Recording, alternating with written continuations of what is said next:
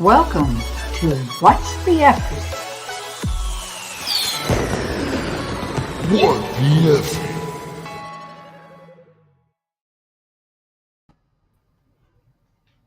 Hi, everyone. Welcome.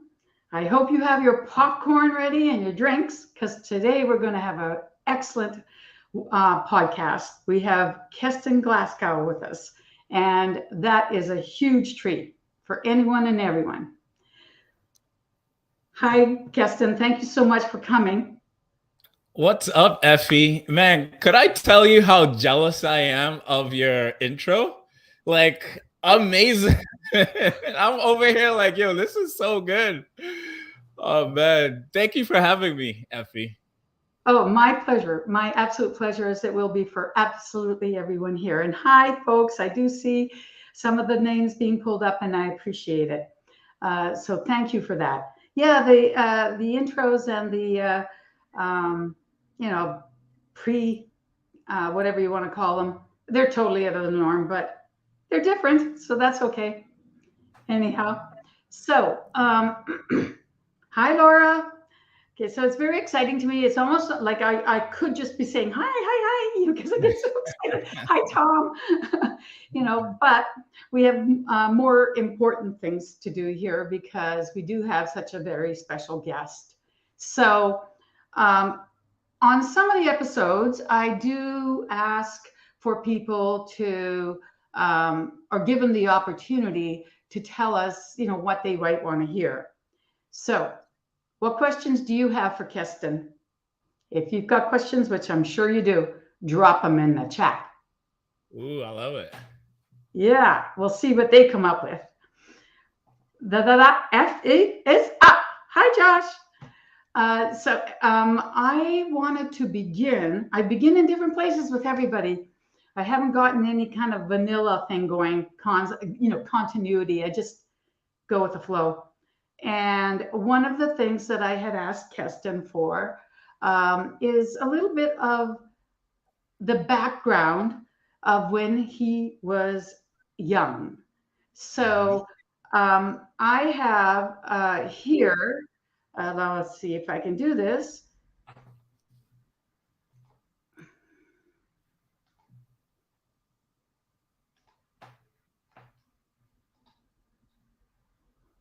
All right.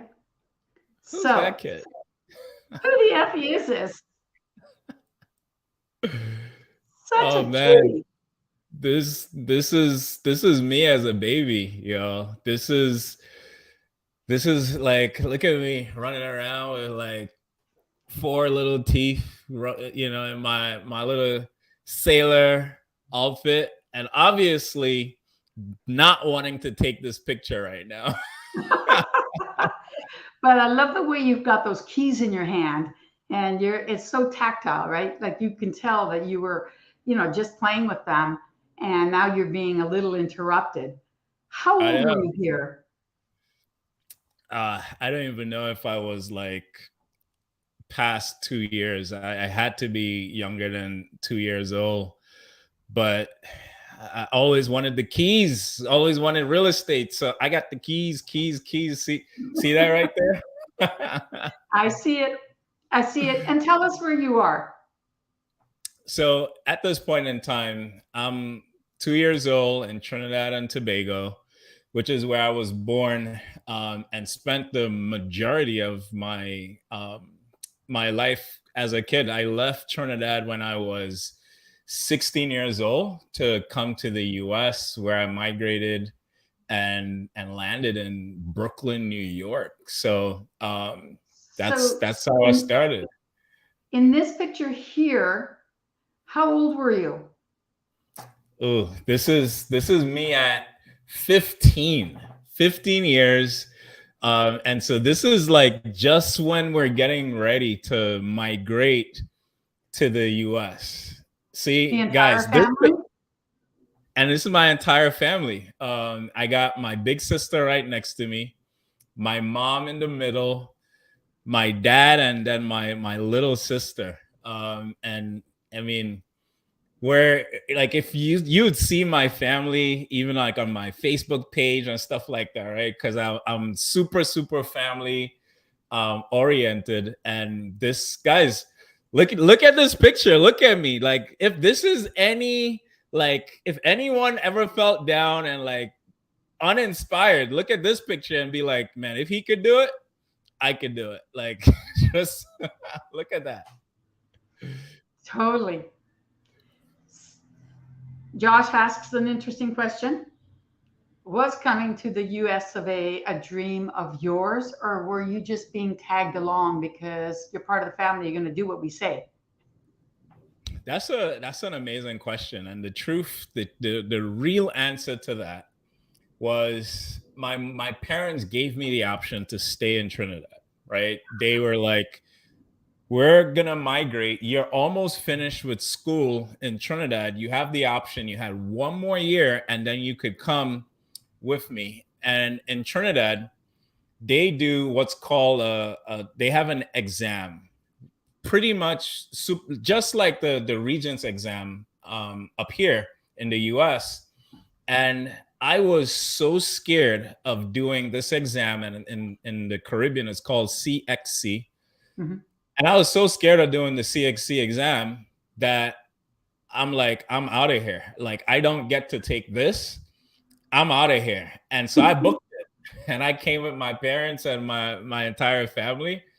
And so no, but coming to the US, it was something that I wanted, because in the Caribbean, my dad, he would come over to the US he would do construction like for 6 months and then bring things back. He'd buy some things, he'd buy us clothes and shoes, and then he would bring it back to Trinidad. And that made me feel, like I want to keep up with the Joneses, so to speak, in school. And that was the way that we were able to, for my dad to come over here, work, Wow. and bring things back to Trinidad for us. Wow. So then at 16, you came to the States, and look at this stud. How old were you here? And what the heck was going on? That looks like a pretty big drinking cup. You know what? I would not. You could drink a lot of things out of this, but it wouldn't be liquor, because you would be totally gone by the time you drink liquor out of this. So how old was I here? This was me maybe around 8 years ago. So I'm in my 30s, just about being 30 or maybe 29, when I had this trophy. And so this was me as a DJ. Some of you, yeah, as a DJ, some of you may know, may or may not know, that I used to DJ prior to my life that I live now. And we were international DJs. And we were also battle DJs. So what I would do is I would travel around the world and it's almost like having like a DJ battle, where people play music, trying to get the crowd all hyped up. And this picture was taken in Switzerland. And so I was in Switzerland when we won this trophy. And so my DJ name was A1, like A1 steak sauce. That was my DJ name. And the group I played music for, name was King Addies, which is on the shirt, King Addies. And it's one of the biggest reggae DJ groups that ever existed. And when I say ever existed, I really mean that. Very revolutionary. And so what we did as the Young Bucks, when I did play for King Addies, was it was almost like, imagine Coca-Cola no longer existed, and then somebody like come and rebranded it and got it back to its original kind of like excitement and stuff like that. That's what we did with King Addies. And so I used to be a part of this group that took me around the world. So yeah, that's very, me there. very cool. I think that's incredible. And I did not know that. I mean, I knew you were really good with crowds, because I had met you and seen you on Carlos's multifamily. Yeah. And I was very impressed on how you could encourage everybody to participate and such. But now I see where that skill came from. That's pretty cool. Isn't it crazy how you're being prepared for something and you don't even know what you're being prepared for? Yeah. Um, Yeah. yeah, totally. Don't let me get into mindset stuff so quick, Effie. Well, it's interesting, because you do have to connect with, whoops, that went fast. You do have to connect with public and with others in order to be able to do mindset. So talk Yeah. to me about this one here. How recent is it? So this was maybe around the same time as when I played music, because I wore different hats. So during the day, I would be corporate, worked on Wall Street. I used to be a cybersecurity engineer. And at night, I would put my hat on and I'll go in the hood. And so that was the life that I lived. And this me here is a day going to work, um, regular day going to work for me and just Wow. taking a selfie. Um, yeah, that was me, as well as the other. Cybersecurity, that's pretty high up there, and every company, you know, uh, except for me, of course, worries about that sort of thing. So you have to be pretty well trained. It must have been decently paying, also, right? Yeah, I did get paid pretty well, pretty good six-figure paying salary. Um, and you know what's funny? You mentioned something that you have to be well trained, and you're right, you do. But I'll tell you, like when I started in at this law firm. I was at the help desk. I was the first IT person that people would call to report a problem. Then I got promoted to being a systems engineer. And without any additional certification or anything, just straight attitude and hunger and desire, I got promoted to being that engineer. And then again, attitude, desire, showing commitment. Then I got promoted again without a certification to have one of the highest IT jobs at the law firm, like you said, that I was not certified to do. It was just my mindset. It was my sheer determination that got me to being a cybersecurity person. But I would always joke and say that I was a fake cybersecurity guy, because I would go to all of these like security expos and all of that, and I'll be the only guy like, man, this crap is boring. Like, I'm not excited. And so, just a piece, just so you guys know, I like to be honest about these things. That's But yeah. funny. That's funny. And then the last, wait, I'm going the wrong way. Okay, still on the learning curve, folks. So this one here is your 9 to 5 look. Yeah. This You is got it going. This is where you are now, right? this is my 9 to 5 look. No, this was when I had my 9 to 5 job. Where I am now, I hardly even dress like this anymore. only when I'm only when I'm like going to church and stuff like that, I get dressed up. But or when my wife and I were going to somewhere special. But as a real estate investor, as you know, this suit kind of does not match, right? Walking into a property to look to see if we gonna buy it or not. But I still do love getting dressed up. It's a part of me. And so this was before I left my 9 to 5 as well. Well, that's pretty cool. So I'm interested in your journey on how you got from cybersecurity and DJing to real estate and to mindset. So could you transition us to that? Like, tell us how you got into it. And I will also add that anyone and everyone who has taken your training, your courses, speaks so highly of you. and they don't seem to mind at all that they're paying you a fortune, and instead they feel privileged. So I'm like, wow, that is so cool. Tell me how you did that. So in getting started, and I guess we could take it from the cybersecurity job, right? And being there, working at Wall Street, having a really, really, really great job that I could travel anywhere in the world. I could be anywhere and still have a job. And when I got there, you guys seen my humble beginnings. It still felt like there was a lot more to life. And so in wanting more and desiring more, I always felt like doing something that could make me be creative, that could help me like go beyond the four walls of a job, was something that I desire. And so it's then we started. COVID happened, and when COVID happened, it was the time that my wife and we had just said we're going to commit to doing real estate. So January of 2020, we finally committed to saying we're going to take our life seriously, and start doing real estate, because prior to that we tried doing a bunch of other different things, and one of those was Amazon.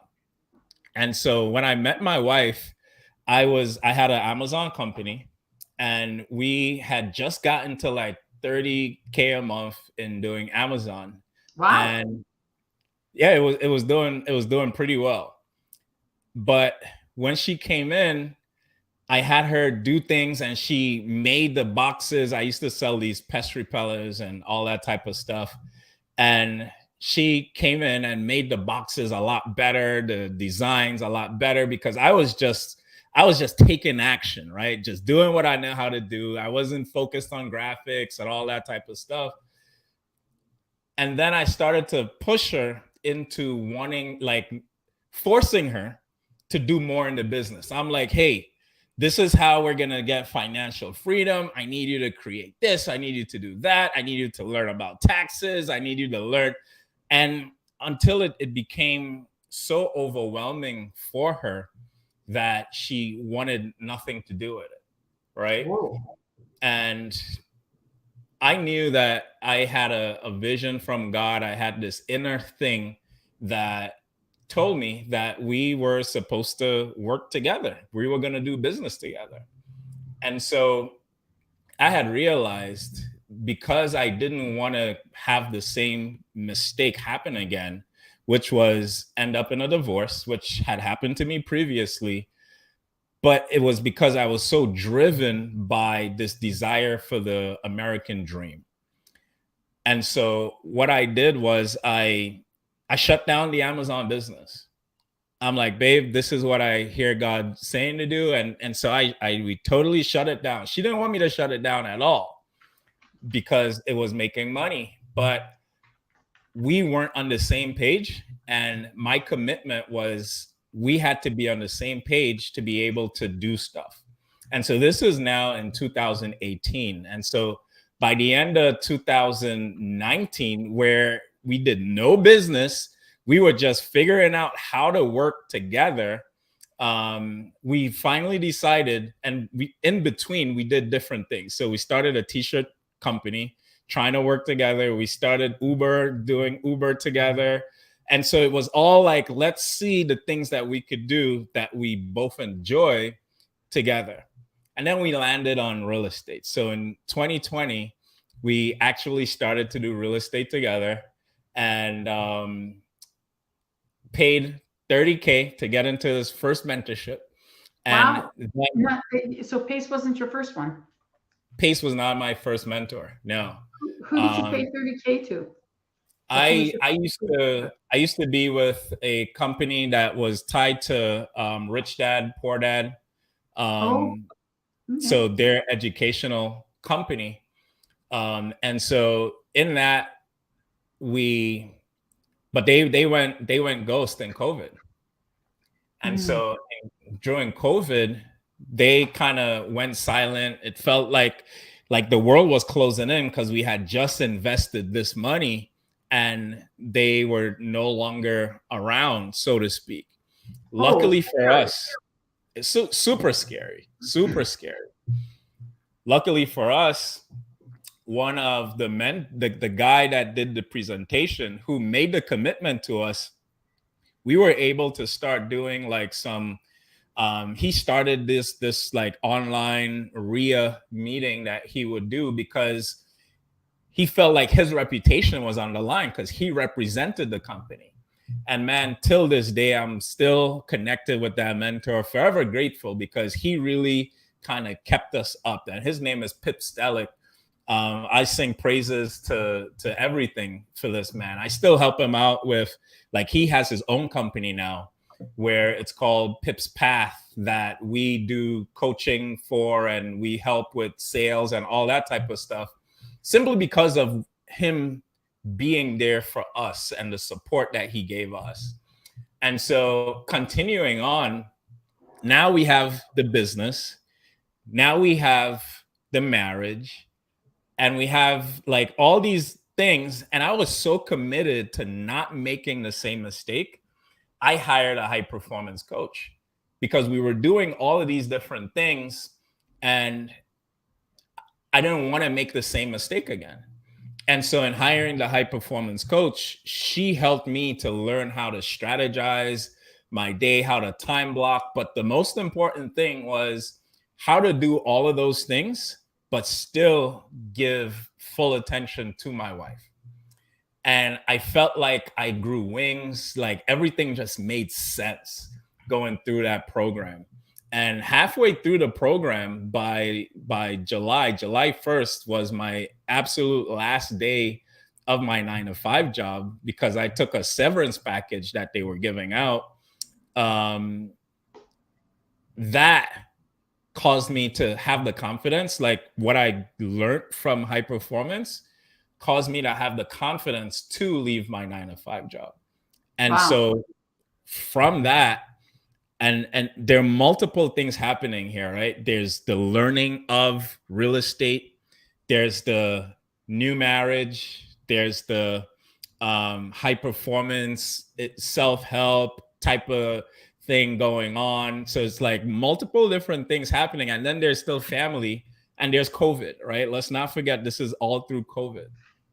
And so then we moved to Georgia, started our wholesaling business. Why did you go to Georgia? Why to Georgia? So Georgia was interesting. My wife's mom, she had leukemia at the time as well. And boy, we like were you didn't have enough on your plate. I know.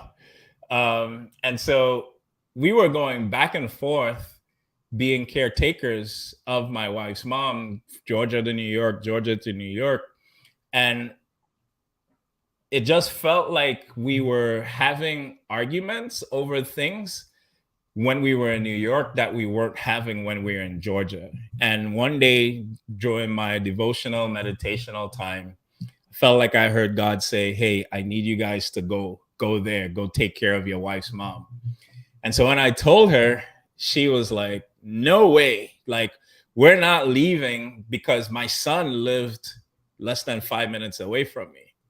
My parents lived upstairs. Like, everything around me was my family. And here I am saying, hey, let's take everything and go somewhere that I have nothing, but she has, I can't say everything, but here's where her mom was at. And it took me being able to say, nope, I'm pretty sure this is what I heard God say. This is what we're doing. And we made that decision to go to Georgia. And so that's why Georgia. Interesting. Yeah. Yeah. I'm sure her mom was very grateful. Man, I'll make the decision again over and over and over. Because like 3 months after she passed, right? And we got to spend that time with her, just being able to care for her, celebrate her. And I have no idea what that would have looked like being in New York, you know? And so just even being there for that period of time Mm-hmm. was absolutely phenomenal. And so all these things happening all at once, we still start a wholesale company that did 1.5 times my six-figure salary from July through December of What? 2020. Yep.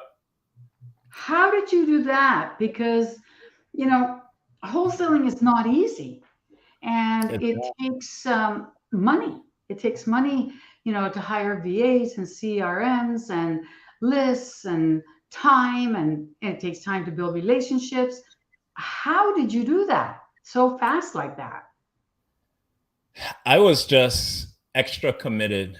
I was committed, and then I knew how to plan my day. I think being able to know and understand like your focus and just being super committed and disciplined to that focus, you could do anything. And so I just really knew the important things I needed to do, the amount of time I was going to spend doing it, and still have time with my wife. And it's, I mean, I didn't have the money. That's why we went into hundreds of thousands in debt. But I believed in the process. I believed that if I was able to keep showing up, building these relationships and everything, like everything had a spot on my calendar, Effie. Like literally, even time to go date buyers. Like I would go date buyers. I literally had time that I would set appointments to go to where the buyers were at. And so if they were in their offices or whatever, I would go build relationships with them simply because I knew I needed these people to execute when I had a deal. And so I had my top 5 buyers that I was able to just sell my deals to. It was because of the time that I invested in and my focus time, the time that I was able to focus and know when to get things done. So then you immediately understood that this was a relationship business. I believed it was a relationship business. I use the word I believe instead of I understood because I didn't understand yet. I Interesting. let, let me tell you the analogy that changed my life. And when I seen this January of 2020 from my first coach, this changed everything for me. He held a cup of water and he filled the cup of water halfway. And he said these words. He said, some of you are going to come in here halfway full and I'm going to pour into you. And so he had another, in his other hand, he had a jug of water and he started to pour it in the ballroom, right? And now water is overflowing on the floor. And he's like, I'm going to pour new things into you. And this is exactly what's going to happen. Everything that I pour into you is going to fall all the way out. And then he's like, what's left in this cup right now? The knowledge that you first had when you came in here with a little bit of what I gave you. And when I seen that, I was like, holy crap. I was I'm a resilient dude, smart, always kind of, but I wasn't getting the results that I wanted from a, financial standpoint. And he then said, you need to throw out what you have and just listen to what I'm telling you and do as I say, because I am where you want to be. And when I seen that, I'm like, you know what? I'm willing to learn from this man without putting any of my own understanding or my own thought process. Or I was a cybersecurity engineer. I thought in a certain way. It was very like, do this, do that, and he was asking me to do things that I wouldn't normally do. And so when you ask me, did I understand that relation? No, I would have justified my way to say it's all about the properties, right? I needed more properties, but I emptied my cup and I did what he said. And so I invested the time into building relationships, and I did all of the things. Wow. That's a lot of faith. That's a lot of faith in that person. But I get it. I get it because I know that when I first met Pace, I realized that it was meant to be, and I did trust him. I trusted him immediately. Exactly. Yep. Exactly. Yeah, and you do have to go on belief, I suppose, as opposed to fully comprehending it. Yeah. Otherwise, And that's the major piece right there, man. If it is that you connect and trust a mentor, they are where you want to be. How much sense does it make to go in there with your own way of thinking if you're paying this person to take you through the process of what they've done? That makes absolutely no sense that you're going in with your own way of thinking. Otherwise, you would have done it already. Now that I'm on this side, I'm like, holy crap. Like, how many people did I not learn from because I thought I had the right way?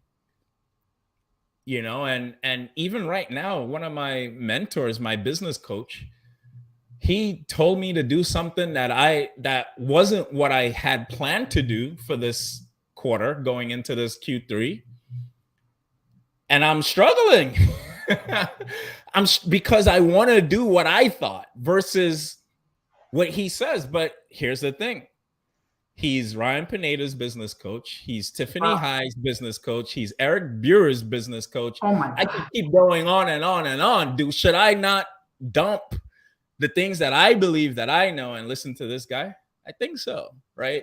Yeah. So it's like, but it's a struggle because that person wants to come out. Your old behaviors and habits, this new way of thinking, you haven't become that yet. Yeah. And so until you do the thing and you become it, then it becomes a habit and a part of you. And a lot of the things that I say and I tell people to do, I go through myself. And that's the reason why I'm so passionate about it, because I go through the process. I could relate. I've done it. I live it. I still live it, you know? Yeah. And I think it's a forever process. If you are continuing to grow, there's always going to be this old thing that you got to get rid of. Doesn't matter how much money you make right now. If you're going from making $1 million to $1 billion, guess what? You got some $1 million habits that you got to get rid of and get $1 billion habits, right? It's all a part of letting go of the old and going into the new. It is what it is. Yep. I have to agree. I feel like I'm being pushed all the time. And, like I had said earlier, I don't know what I'm doing, but I'm trying. And I do think that you have to be willing to step outside that comfort and take trust in the people who you have decided to put your future into, 100%. For sure. Absolute sure. So when did you join Sub 2? How did you go from, being a wholesaler in Georgia into coming into, Pace's community? And you're such an asset for us. We're so lucky. But I'd like to know about that transition time. Like, how did that go?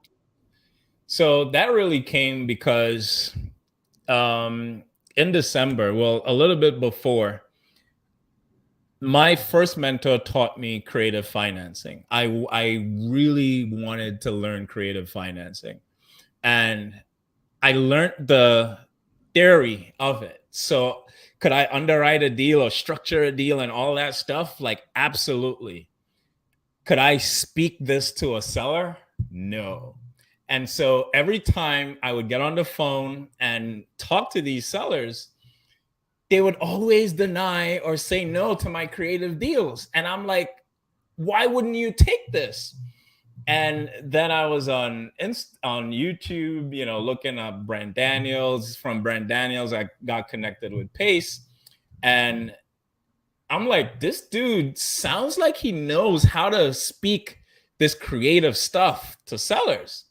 And so I went back to my team. I'm like, hey, I think we should do this. My wife was like, nope, We just spent 30 there. I joined another one after that. So like we were like almost like 50, close to 50 in the hole. And we were doing all right, but we still had a lot. We had bills plus the investment to pay. And so we didn't break even yet. And I'm like, listen, we need cash flow.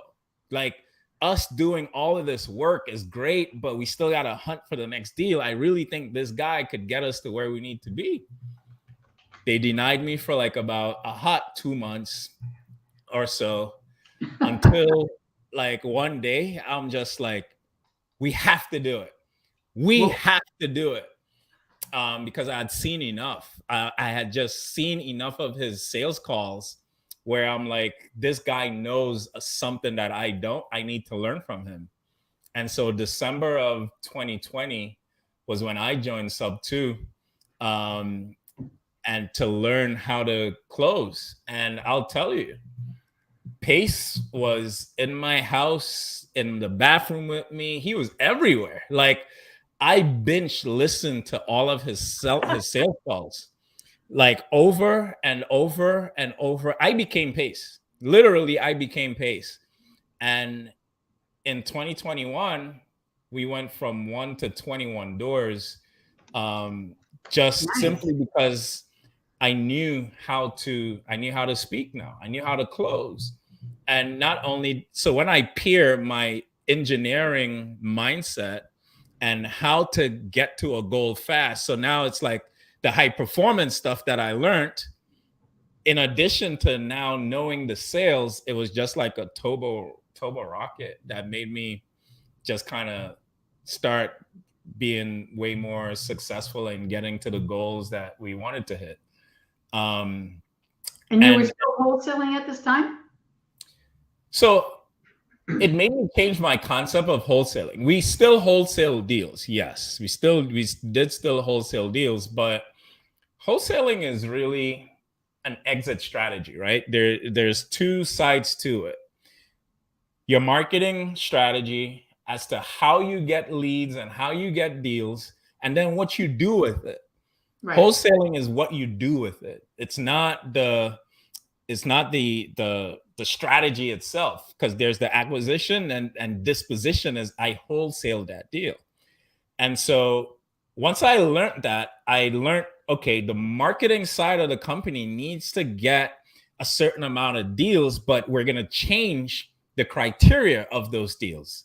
Instead of looking for vacant land or vacant properties, let's go after tired landlords, because we want to keep these properties. We want to be able to keep them and cash flow them.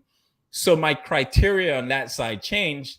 And so we wholesale a lot less, because now the deals, we were either buying them or we wholesale a rental unit to a buy and hold investor. So I needed to buy a new list, because now my buyers wasn't fix and flippers anymore. They were buy and hold investors. And so a few things changed, but so we still wholesale, but we wholesale to buy and hold investors instead of fix and flippers. And it's all a model, right? But it starts from, what am I looking for on the acquisition side? Right. If it fits my buy box, great, we're going to keep it. If it doesn't, then we wholesale it. And that's kind of the model we went to in 2021.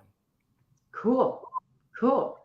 So that's pretty impressive to go from 1 door to 21. That's pretty cool. And once you started getting your skill set there, how did you go from that to mindset? And actually, because it sounds to me like this was just being poured into you, and you were, having to struggle and grow with it yourself and that sort of thing. But yeah, it's one thing to do that. It's another thing to be at the point where you're helping others, as you are. Yeah. So how did that happen? Well, it became really interesting to me because I went through this phase of believing that if I could do it, anyone can. And that's true. But I did it from the standpoint of, are you stupid? Why are you not doing it? All you got to do is this, right? So it was that expectation. It's like when you learn something new, you kind of impose your knowledge on other people and you kind of look down on them and like, how could you possibly not do this? Like, it's so obvious. And you just learned it like last week. You know what I mean?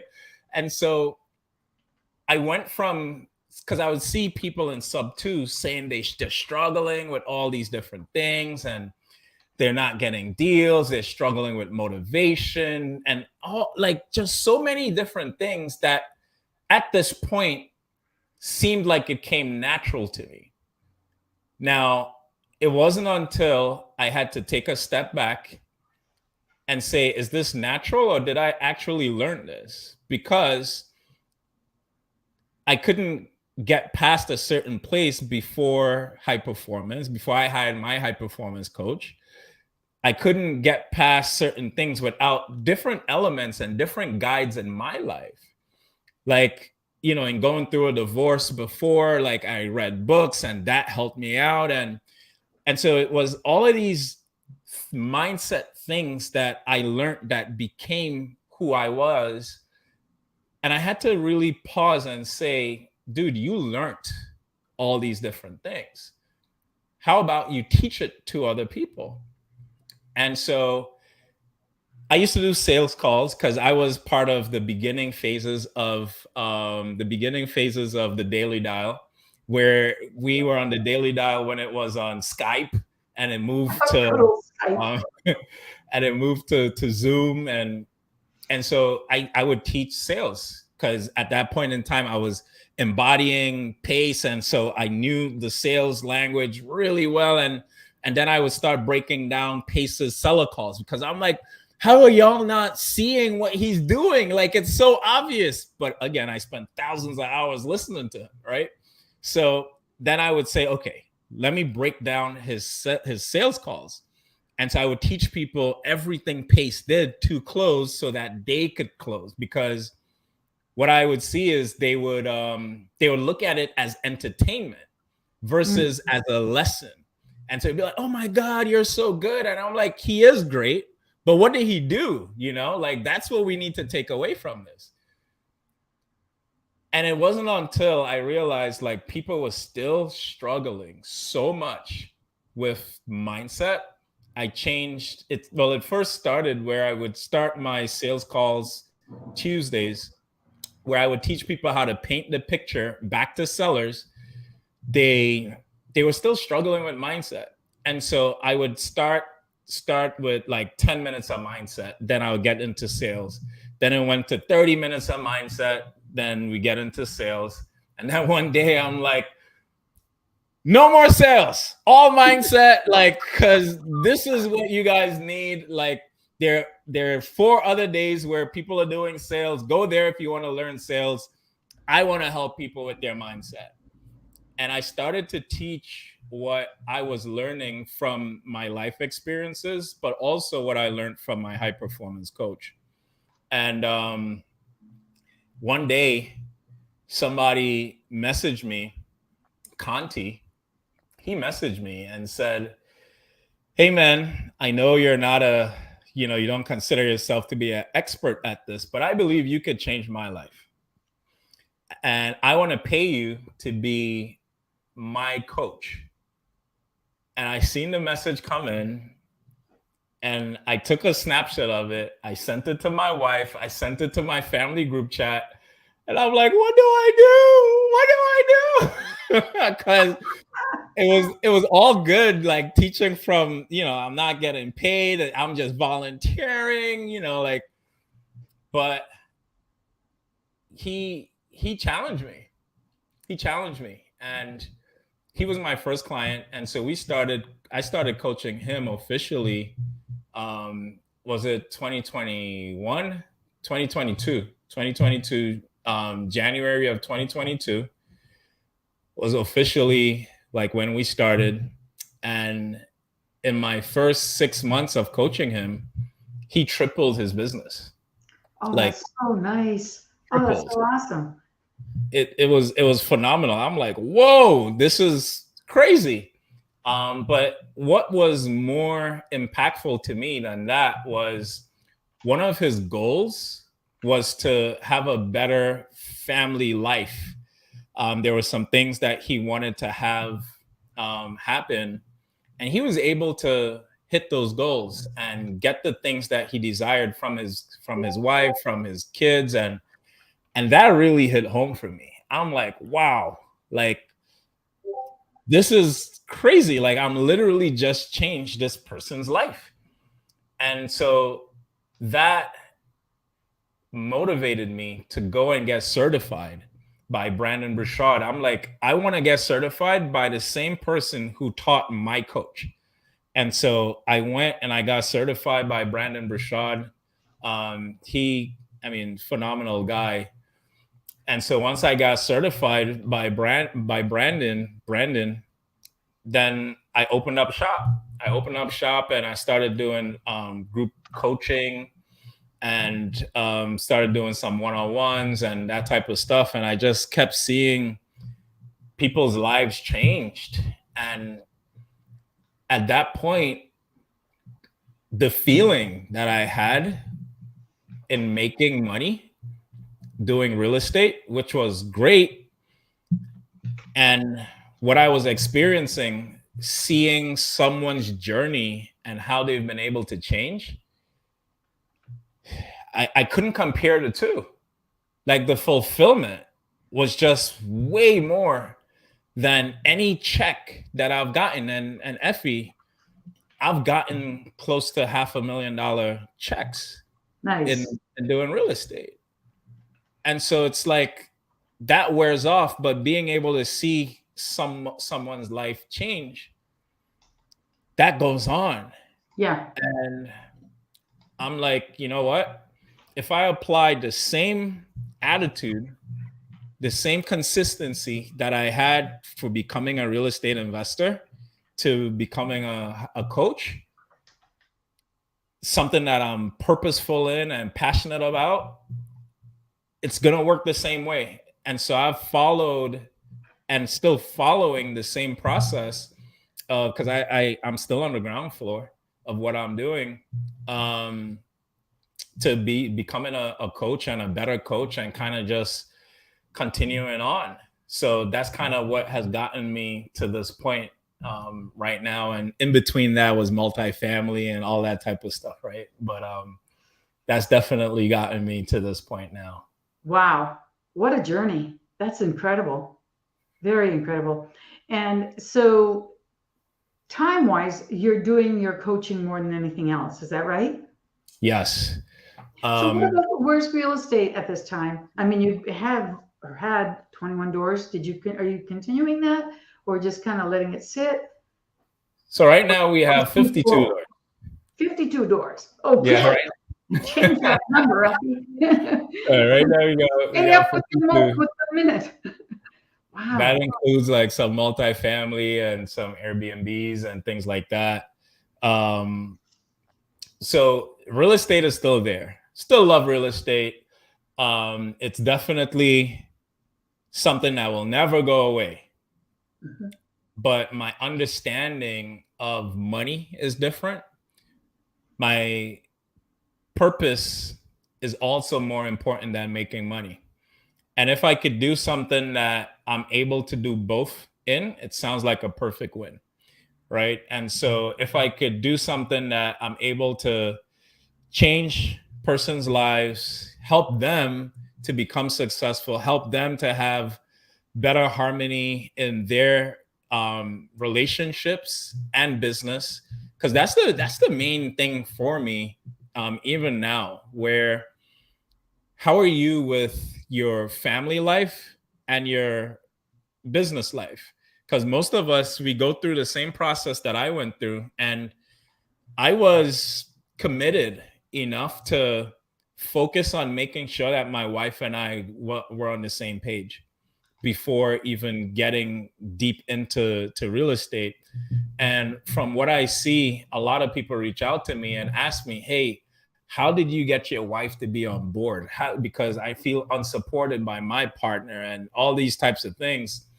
And so it's like, if I could help someone's home become a more happy place and give them the strategies that I use to be able to go out and buy more doors and make money and all that type of stuff, I'll take that any day over closing a wholesale deal, and any day of the week. And so our intention now is to continue to serve those that wants to be served and we could help, and use that money to invest. That's kind of what we're going to do. Instead of making investing our primary strategy, it's helping people is our primary strategy now. And then we just invest in deals silently or partner or whatever, buy businesses and like all the fun stuff, right? But Right. but And that's what we in a big way, that's what Pace does, right? exactly. Because obviously he does everything in real estate, but Yeah, how's he doing it? By helping people, and people just bring it to him. So exactly. that is pretty cool. Now he also is a genius in how to think outside the box, and is teaching us to, to be givers and to, you know, push yourself and grow and think outside that box and all of that sort of thing. But it is interesting how helping people is key. If he wasn't a Mormon, I'll bet he wouldn't be on the same path. Just because his religion forced him to have to try to give, to Yeah. Koreans and such, by going and preaching. It became part of him. Yeah. So it's interesting to see that. Okay. Oh, that's interesting. Yeah. That's an interesting question. But it is interesting that I think Pace actually grows and becomes richer by helping. 100%. So, what 100%. are some tips to empty our cups of crap that doesn't serve us? Man, you gotta understand, and here's where understanding is key and awareness is key, because when you understand paradigms and what that really means, paradigms are a multitude of habits or a group of habits that has been passed down from one generation to the next, right? And so we've all probably heard of paradigm shifts and all that type of stuff. All paradigm really means is habits. Now, where did the habits come from? It came from one generation or your culture. And so it's like the things that you do right now is because of how you do it that way, because of how your parents did it. Why did they start doing things that way? Because of how their parents did it. And so it's all of these things that's been passed down to you, where now you're moving on automatic, doing things that your parents did or your great ancestors did years ago. But now it's kind of just like, this is just who I am. Not really. You've been programmed that way. These are the things that's been passed down. Now, the reason why that's important to know to answer this question is because what are you going to consider to be crap is going to vary from person to person, because something that doesn't serve you, you may still identify as part of your culture. I'll give you an example. I'm from Trinidad. Carnival is super big in Trinidad. Super big. It's huge. Now, what is Carnival? Now, depending on who you ask, they're going to give you different reasonings and all that type of stuff. And some people from my culture would hate me when I say this, but this is my opinion, and to me, it's true. Although there's a artistic history to Carnival, it's been heavily sexualized, heavily, where people that go for Carnival, they go for a few different things to drink, to have fun, to cheat, to whatever. It's almost like what happens in Vegas stays in Vegas, right? So it's not something that I carry on in my life because of the lifestyle I want to live. Now, there are people who may want to live the same life that I live. And so I'm a Christian, and so I live by those laws and rules and whatever, right? And so people who are Christian that lives in Trinidad, because it's part of our culture, they still do carnival. Now, they will justify it by saying, oh, it's a part of our culture. But does it really serve you in the lifestyle you actually want to live? The answer to that is absolutely not. It does not. There's nowhere in any Bible or any God-given thing would it encourage that type of behavior or like at all. Now, with that being said, coming back to this question, you now have to decipher and be aware of what you're doing. What are your habits? What are your attitudes? What are your perspectives on life to now say, okay, I want to keep this. I don't want to keep this. I want to keep this. I don't want to keep this. This doesn't serve me. This doesn't serve me. But here's the catch in all of this. Becoming aware is just the first step. Having a goal to say, okay, I want to become this. That's your destination, right? Your current location is becoming aware of what you do.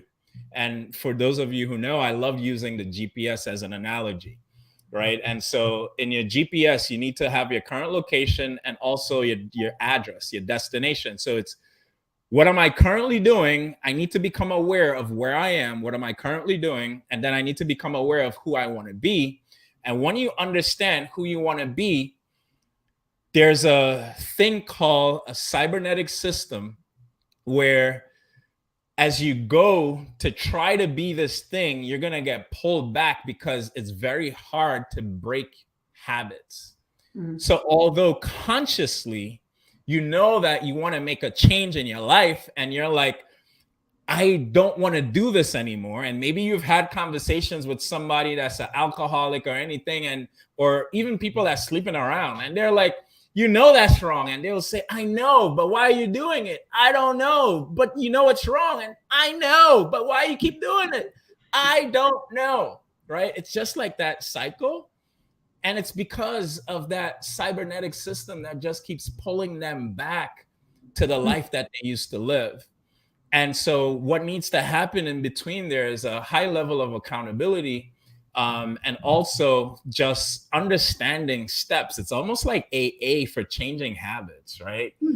And so long-winded answer to your question, how do you change the crap and empty the crap, bro? It comes with those steps, becoming aware of what you currently do and what that crap is, being determined and committed enough to say, I'm going to go on this journey, knowing where you're going to go and who you actually want to be as your destination. And then the process to get there, the support you need to get there, that accountability that's going to check in on you when the inevitable, I want to go back to my comfort happens, to keep you going, keep you pushing, keep you on target to your destination.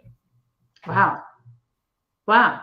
I can see that your sessions must be very intense. They are. Because some of the habits that we have, we may not think on, or we just, like you said, it becomes not that easy to just stop. So it isn't. Yeah. That is really interesting for sure. Well, you've got a lot of people curious. Dang, you're awesome, Keston. Take my money. It looks like you picked up a client, at least. But I do think it's pretty fascinating. Now, I just put up your YouTube and your Instagram a little while ago. Are there any other ways that people can get a hold of you, Keston? Yeah, just reach out to me on Instagram at Kes on Purpose. And if there's anything you need help with, and I love to give something to the people whose podcast that I'm on. And so if you guys add me on Instagram and you DM me the word Effie, I have a special thing for you guys. Oh my gosh. Okay, guys, right now. I don't know what okay. DM me the word Effie on Instagram at Kes on Purpose. And that thing is, I want to invite you guys into my my group coaching program for 2 weeks free, where you're able to come in and just kind of see what our world looks like in there. And right now we're in the midst of a book study on, I got so many books. We're studying the Working with the Law by Raymond Howell, and it's an amazing book that has the potential to absolutely change your life. Amazing. And Wow, so that's very, very generous of you. Very generous. I think that that's pretty cool. I will sign up. Okay, and hopefully, if anybody is here who wants to sign up, we can go through this together. It's got to be interesting minimally, but I think that's very kind of you. I want to say thanks. absolutely. Absolutely. It's the least I could do to provide value to the people in your community and what you're doing here. And Effie, like, I absolutely adore you. Just for who you are and the steps that you're taking to even be uncomfortable, right? Like, I remember when what the FE was a concept, and now we're here. And I absolutely just want to thank you for trusting yourself and growth to getting somewhere, because it's inspiring. It's so inspiring to see that. Thank And you. Thank you. It wasn't without pains. You can, when I think of Thai, I want to die, because it was unpleasant to be sweating and trying not to have a heart attack while I'm looking for the live button for yeah, 19 grueling minutes. And he was so kind. We had one person who was watching us by the end of 19 minutes. But, so it's not like I am a natural. And as I said, I'm fortunate that I have people like Josh Keating and Graham to help me out. But yeah, and I wasn't really ready for it, but I'm glad that I let them push me. And because it's been so fascinating for me to be able to have people like yourself on and ask anything that I want or anything that any of the viewers would like to ask. I think that is so special. it So is. I am It really grateful is. for it. It really is, man. Super inspiring to me to see, because it takes it shows that anyone has the potential to change, right? And I mean, the eldest client I've had in high performance is 72. So we've You're had older than me. A little bit. but it just shows that anyone who is committed to change has the potential. It's Yeah. like, this isn't, some people may say this isn't for me. Like, no, just you got to understand the process of change, understand what needs to happen, because it's all a process. The universe, the world, God, however you decide to name it, it works in a very orderly fashion. And so to get a fruit doesn't start with the fruit. It starts with a seed that's planted, that gotta go down. It gotta get fertilized. Like, all this process needs to happen. It doesn't just start in the middle, right? Like, day come and then night comes, right? Like, it doesn't start in the middle. Well, unless you're in Alaska or something. But like, Hey, Jesse, we feel for you, man. I know. I seen the video that he had. Like, that's crazy. But there's all these things. If you study just our world that we live in, it's so orderly, and our minds need to be orderly as well, as to how what's the process for actually getting to this destination. And that's what I've become obsessed with, learning from myself even more, to be able to even help my clients, because I'm still learning so much when it comes to this process, and mindset, and just different things, that it fuels me, because I also commit to not teaching my clients anything that I don't experience and know for myself. I don't want to be a teacher. I want to be a coach. There's a very big difference between them. A teacher just reads things off but doesn't apply it. A coach lives it and then is able to apply. And I want to remain being a coach versus a teacher. I love that. I love that. That's awesome. Very nice. Okay, well, I think we are at time. I'd like to say thank you. Please, if you don't mind, drop a big thanks or a fire or hands, whatever. For drop some fires in the chat. Yeah, there you go. Drop some fire now. Oh, there we go. We got some. All right. Oh, I'm going to play the outro and I'm going to say thank you, everyone. Here we go.